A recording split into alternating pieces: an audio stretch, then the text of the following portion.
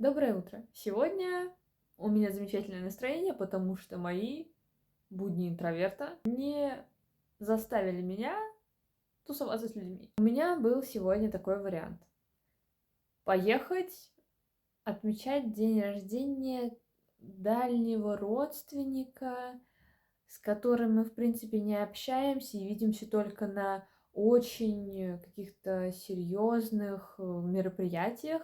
Я вроде была бы и не против, но вы знаете, я приехала с работы и поняла, что мне холодно, мне не хочется, и я, как взрослый, безответственно ответственный человек, решила, что могу позволить себе никуда не ехать.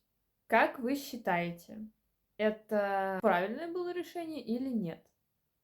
С учетом того, что это именно день рождения, и на день рождения нужно было бы подарить какой-нибудь подарок.